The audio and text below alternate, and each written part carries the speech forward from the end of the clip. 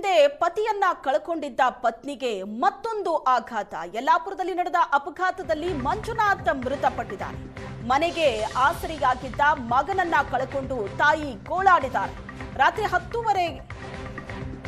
10ವರೆಗೂ food delivery ಮಾಡಿ trip ಹೊರಟಿದ್ದ ಸ್ನೇಹಿತರು ಧರ್ಮಸ್ಥಳದತ್ತ ಹೊರಟವರು ಇವತ್ತು ಹೆಣವಾಗಿ ಹಿಂತಿರುಗಿದ್ದಾರೆ.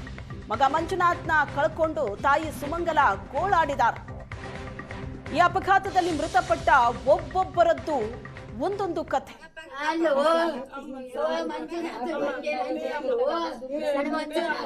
ಹೊಳಿಸ್ ಕಳಿಸಿದೆ ಅಲ್ಲೋ ನನ್ನ ಮಗ ದೇವರಿಗೆ ಬಂದದ್ದಪ್ಪ ಅಂತೇನು. ನನ್ನ ಮಗ ದಿನ ಕೂಲಿ ದುಡ್ಕೊಂತೇನ್ಲಿ ಅಂದೇನು. ಅವ್ರು ದುಡ್ಕೊಂಡ್ ತಿಂದ್ರು ಯಾರಿಗೆ ಜಾಪ್ ಅಂದ್ರೆ ಕೇಳು. ನಿನ್ನ ಕೈಯಾಗ ಸೇಕ ಜಾಪ್ ಅಂದು ನನ್ನ ಮಗನ ಮೇಲೆ 2 ದಿನ ಸೇಡ್ ಇಟ್ಟಿದ್ದೇವು ದೇವ್ರ.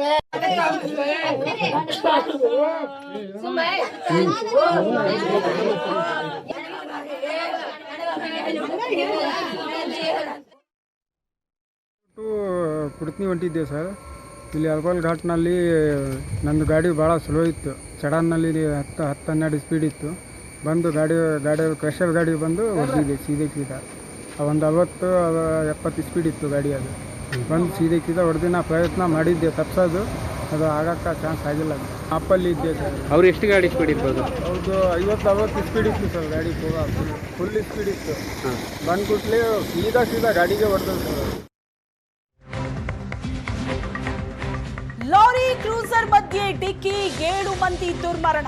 ಯಲ್ಲಾಪುರ ತಾಲೂಕಿನಲ್ಲಿ ಆದಂತ ಅಪಘಾತ. ಪ್ರಧಾನಿ ತೀವ್ರ ಸಂತಾಪ ವ್ಯಕ್ತಪಡಿಸಿದ್ದಾರೆ. ಟ್ವೀಟ್ ಮಾಡಿ ಪ್ರಧಾನಿ ನರೇಂದ್ರ ಮೋದಿ ಸಂತಾಪ ಸೂಚಿಸಿದ್ದಾರೆ.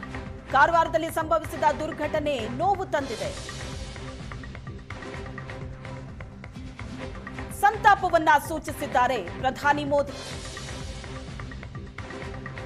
ಗಾಯಗೊಂಡವರು ಶೀಘ್ರವಾಗಿ ಚೇತರಿಸಿಕೊಳ್ಳಿ.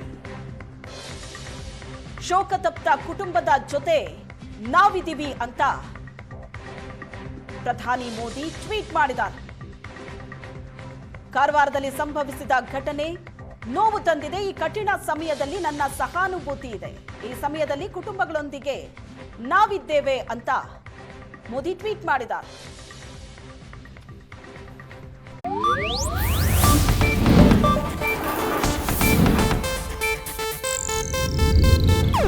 ಇದು ಏಷ್ಯಾನೆಟ್ ನ್ಯೂಸ್ ನೆಟ್ವರ್ಕ್ ಪ್ರಸ್ತುತಿ.